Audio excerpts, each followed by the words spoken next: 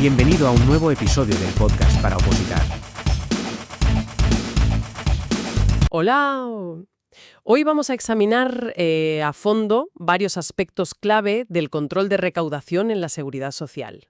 Hola. Nos basaremos en la unidad didáctica 3 y nos vamos a centrar en las reclamaciones de deuda y las actas de liquidación. Son procedimientos, esenciales que hay que controlar para las oposiciones de administrativos.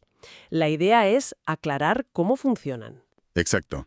Son herramientas clave en la gestión diaria de la TGS, la tesorería. Y como dices, pues materia de examen muy habitual. Entender bien la lógica y sobre todo los plazos es crucial. Pues entremos en materia ya. Empecemos por la imputación de pagos, ¿vale? Lo que dice el artículo 32 de la Ley General de la Seguridad Social. Si se cobra solo una parte de una deuda que ya está en apremio, ¿cómo se aplica ese dinero? ¿A dónde va primero? A ver, la ley establece un orden muy claro.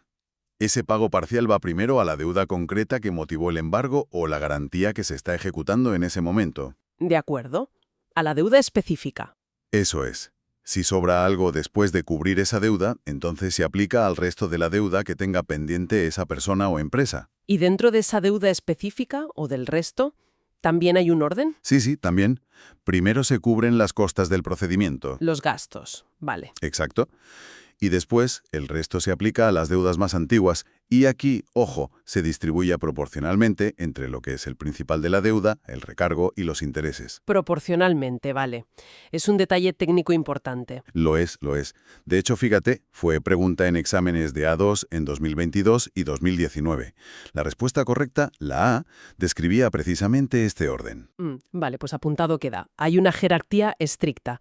Entendido esto, ¿cómo se inicia el proceso para exigir formalmente una deuda que no se pagó voluntariamente? Ahí entra el artículo 33, las reclamaciones de deuda, ¿verdad? ¿Cuándo se usan? Así es. La TGSS emite una reclamación de deuda principalmente cuando detecta falta de cotización. O sea, trabajadores que sí estaban dados de alta. Pero no se liquidaron las cuotas por ellos. Exacto. O también por errores materiales, aritméticos, o si la TGSS descubre diferencias de importes. Hay otros casos, como deudas por otros recursos que no son cuotas, y uno muy importante, la derivación de responsabilidad a terceros. Ah, la derivación de responsabilidad. ¿Qué implica para la persona a la que se le reclama? Le exigen lo mismo si es responsable solidario que si es subsidiario. Buena pregunta. Porque no es lo mismo.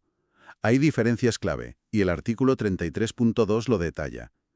Si la responsabilidad es solidaria, la reclamación lo incluye todo. El principal de la deuda, los recargos, los intereses y las costas que se hayan generado hasta ese momento. Todo el paquete, digamos. Eso. En cambio, si la responsabilidad es subsidiaria, y esto, ojo, fue pregunta en C1 PISP de 2022, respuesta B, la reclamación solo puede incluir el principal de la deuda. Es decir, lo que se le exigía al deudor original cuando se derivó la responsabilidad. Quedan fuera los recargos, intereses y costas del deudor principal. Entendido. La diferencia es importante. Y ahora viene algo que sé que hay que grabar a fuego para el examen.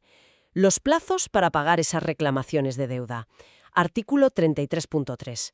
¿Son muy específicos, no? Importantísimo. Esto hay que sabérselo sí o sí. El plazo depende de cuándo te notifican la reclamación. A ver, si la notificación llega entre el día 1 y el 15 del mes. Primera quincena. Exacto. Tienes para pagar hasta el día 5 del mes siguiente.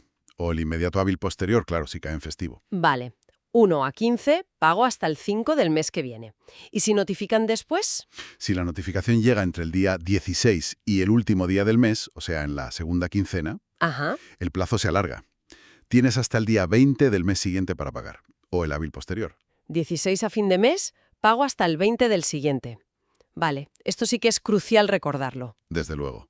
No es casualidad que haya salido en exámenes de C1 en 2022 y 2021. La fecha de notificación marca el plazo. Clarísimo. Cambiemos un poco de tercio. Si la TGSS reclama por falta de cotización de un trabajador que sí estaba de alta, pero el empresario no presentó las liquidaciones, ¿cómo se calcula la base para esa reclamación? Me suena que el Reglamento General de Recaudación, el artículo 62.3, dice algo. Exacto. Y aquí hay otra distinción vital. A ver, si el empresario, aunque no pagara, sí cumplió con la obligación de liquidar en plazo, o sea, presentó los datos de cotización. Aunque no ingresara el dinero. Eso es. Pues se usa la base que él mismo declaró. Pero, y aquí viene lo interesante, la regla a la que hay que prestar mucha atención. Si el empresario no cumplió con esa obligación de liquidar en plazo. No presentó los datos. Claro, entonces la TGS no tiene una base fiable. En ese caso, la norma dice que se calcula la base haciendo la media entre la base mínima y la máxima del grupo de cotización que tuviera ese trabajador según la última información que conste. Una media entre la mínima y la máxima. Una estimación, digamos. Exacto. Y ojo, porque una vez que se emite la reclamación con esta base media y pasa el plazo para pagar, el empresario ya no puede venir diciendo que los salarios reales eran más bajos para intentar reducir la deuda. Ah, claro, es una consecuencia de no haber cumplido antes. Precisamente, es por no haber liquidado en su momento. Tiene lógica. Bueno, vayamos a otro instrumento. Las actas de liquidación de cuotas. Artículo 34 de la Ley General. ¿Cuándo se usan estas y quién las hace? Las actas de liquidación son otro mecanismo, sí.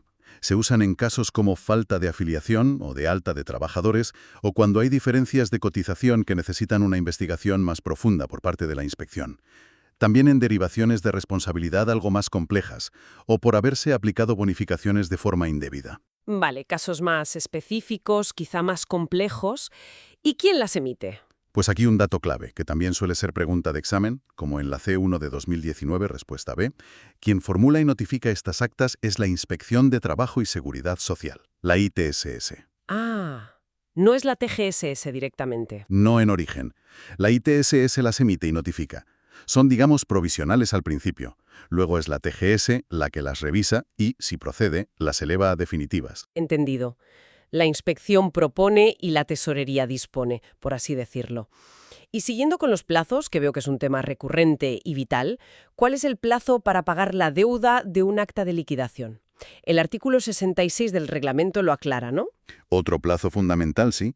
El ingreso debe hacerse hasta el último día hábil del mes siguiente al de la notificación del acta administrativa que eleva a definitiva al acta. Ojo, del acto definitivo de la TGS. Exacto. Ese es el punto clave. No cuenta desde la notificación del acta inicial de la inspección, sino desde que la TGS notifica que esa acta ya es firme, ya es definitiva. Comprendido. El pistoletazo de salida lo da la notificación de la TGS, ¿vale? Oye, ¿y hay situaciones en las que la TGS pueda saltarse estos pasos de reclamación o acta y pasar directamente a la vía ejecutiva, a la providencia de apremio? Lo digo por el artículo 85 del reglamento. Sí, sí las hay. La vía ejecutiva, el apremio, puede empezar directamente en casos muy concretos. El más típico es cuando el deudor presenta su autoliquidación correctamente y en plazo. O la TGS le hace una liquidación directa correcta.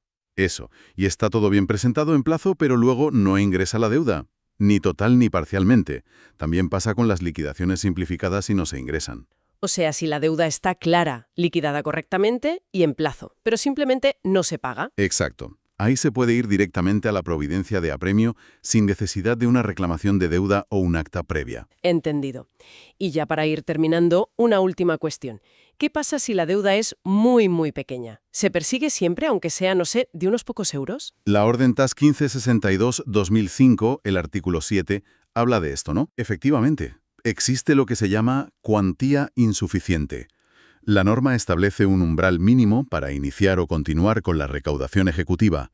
Si la deuda principal, ojo, el principal sin recargos ni intereses, es inferior al 3% del IPREM mensual vigente, El indicador público de renta de efectos múltiples, sí. pues si es inferior a ese 3%, la TGSS puede decidir no iniciar el procedimiento o cancelar el que ya estuviera en marcha. Básicamente por economía procesal. No compensa el coste de la gestión. ¿Hay alguna excepción? Sí, una importante. Si la deuda se deriva a los herederos por fallecimiento del deudor original, el umbral es más alto. Se exige que la deuda sea al menos del 20% del IPREN mensual para seguir adelante. Vale, 3% como norma general, 20% para sucesiones. Muy bien. Pues creo que hemos cubierto los puntos esenciales, ¿eh? Cómo se imputan los pagos, las diferencias entre reclamaciones y actas, sus plazos de ingreso, que son cruciales. Cruciales, ¿sí? Esa regla especial de cálculo de bases cuando no hay liquidación y ese umbral mínimo para recaudar. Exacto. Son piezas que encajan en el sistema de recaudación.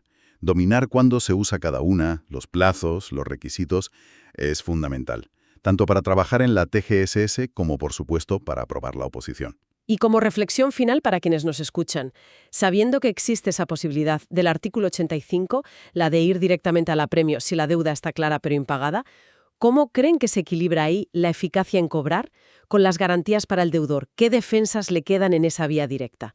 Es un punto interesante, ¿no?, para pensar sobre la lógica del sistema. Sin duda, da para reflexionar. Pues con esto cerramos nuestro análisis de hoy. Muchas gracias. A ti. Hasta la próxima. El podcast para opositar. Una producción de Balander Productions.